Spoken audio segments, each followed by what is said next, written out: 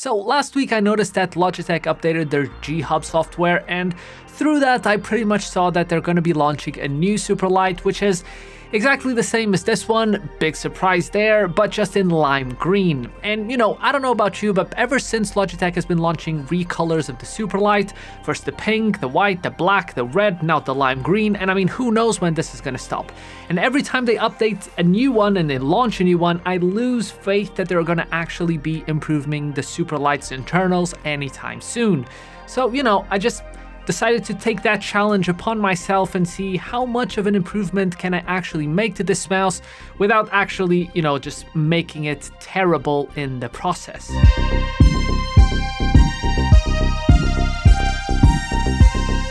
One of the most popular wireless mouse since its release in 2020 has been the G Pro Superlight. At 63 grams with a well-implemented wireless setup, it has certainly been the king of its time. But unfortunately, I think this time is slowly ticking away, and unfortunately for the past couple of years, there seems to have been better and better options being released, and Logitech seemingly isn't really interested in doing anything past the recent recolors. So my main focus with this update on this particular Superlight is mostly going to be split in 4 different areas. Those being replacing the mouse feet, something that pretty much everyone should do with their Superlight, particularly if they've been using it for years. The mouse switches, the weight of the mouse, the scroll wheel encoder, and in an ideal world, I'll be just an engineering mastermind and I'll replace the internals and improve them in a meaningful way to, bring 4000 Hz polling rate over wireless like Razer's doing. I'm not gonna kid myself, my knowledge has limits, so it's mostly gonna be focused in these 4 different areas. Starting with the weight, 63 grams is nothing really to be ashamed about, but there are a couple of changes that can be made to slightly bring down this number. I will not be doing any extreme weight cutting that will involve a lot of exposed holes, and I won't be even reducing the capacity of the battery to shave off a couple of grams. I will, however, be removing this bottom cap, this sticker on the bottom of the mouse, and inside I will be removing all the magnets and all the screws that make the power play feature work, since I pretty much have never used it. I will also be doing some trimming of excess plastic towards the back of the mouse that have no real impact on the rigidity of the shell. I will leave this little dongle compartment that by itself could easily be worth another gram, and if you're wondering how much you could trim it if you want to push it to the extreme, I'll leave Bearded Bob's video in the description, since he's pretty much the authority when it comes to these weight cutting techniques. So if you want to take it a step further than me, be my guest. And if you're left there just wondering why even make the mouse lighter, why even have a light mouse, and I've been on your side of the fence for a while. For a long time, I just refused to believe that a lighter mouse would help with anything. I just thought it would be more difficult to control, and up to an extent, it sort of is. But the other end of the spectrum, it sort of gives you the feeling that you're aiming with your arm and not with a device through your arm. And I think that pretty much gives you the biggest ceiling for your aim. But it's small improvements, to be honest. We're talking here about just removing sort of 15% of the entire weight of the mouse. That's not really going to be sort of game changer in any sort of meaningful way, but it's small improvements here and there that are pretty much the name of the game, really, when it comes to these small tweaks and small mouse mods. That's the thing, small mouse mods. Next, I really wanted to focus on the switches, since I have replaced the stock Omron switches in the past in a different video on a different Superlight, and at the time I used KLGM 8.0s and quite enjoyed the feeling of them. But this time around, I think I may have found the best feeling switch, at least inside the shell of the Superlight. These are the TTC Gold, and more specifically the 30 million click variant, and they absolutely feel incredible. And not to exaggerate too much, since at the end of the day we're talking about a slightly different feeling switch inside of a mouse, but they are so light, so crisp feeling that I would prefer this over pretty much anything that I've ever tried inside this mouse shell. I would prefer them over the faster optical switches of the DeathAdder V3 Pro, and honestly, if in the future Logitech updates the Superlight and they change everything including the switches to something like optical switches and I can't no longer use these particular switches on it, I might just keep this mouse around for a little longer just because of how nice these feel.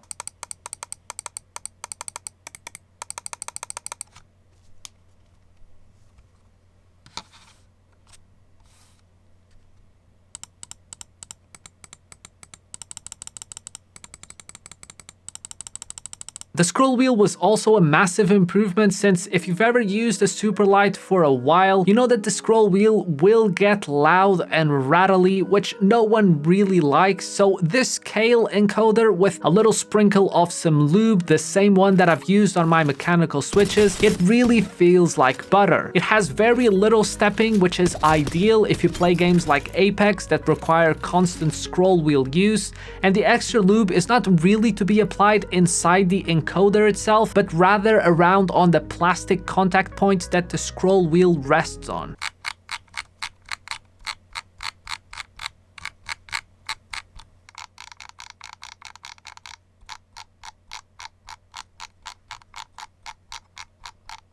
And last but not least, if you want a mod that's easy to do, cheap, involves pretty much no tools, and is a big improvement to the overall feeling of using a Superlight, just replace the mouse skates with something like I did here, which are core pads. There are glass mouse skates, those are pretty good as well, and you can buy Tiger Ice, I think are another brand, but pretty much anything is better than the stock ones. The stock ones are thin and they're slightly flimsy and scratchy in the beginning, and they never get as smooth and as nice to use as these ones. So just for 10 bucks, that's pretty much the mod to do if you only want to do one from the ones that I did in this video. This entire process brought the mouse down to around 55 grams with the new TTC gold switches and the new scroll wheel, and there's only a slight amount of exposed insides on the bottom of the mouse, which is, in my opinion, pretty acceptable. Feeling wise, I mean, it has been a couple of weeks since I did all this, and the improvement is really tangible.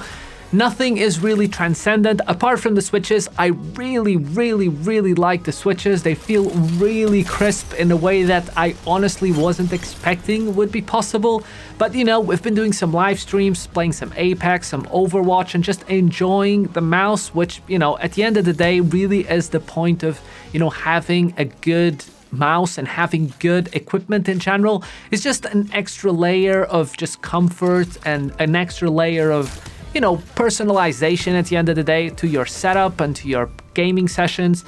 And I think small things like being able to replace these internal parts on your mouse really give you the confidence that you can experiment with different things and you can repair your mouse in case it ever gets to that point. So it really is a fun thing, and the entire process of soldering and just it really can be fun. It's not as easy as some people make it feel like online. I may have been a little bit guilty of this in the past, but if you're willing to just learn a little bit, and I'm talking a little bit, I mean, I still am not proficient at all at the soldering and particularly the desoldering process, and you really need to invest a little bit on tools as well. But you know, at the end of the day, it can be a fun project and you get a unique gaming mouse experience that, you know, hopefully is a glimpse into what Logitech is looking to make in the near future.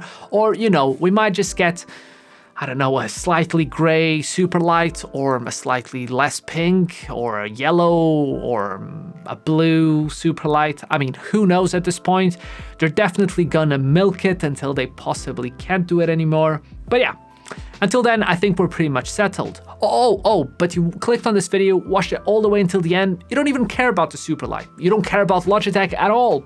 None of this actually appeals to you. You're just here for some good old feline action, something that always happens at the end of my videos, which pretty much consists of my cat Gatsby doing something really random in his daily life as a cat, like sleeping back there, or some other cuteness.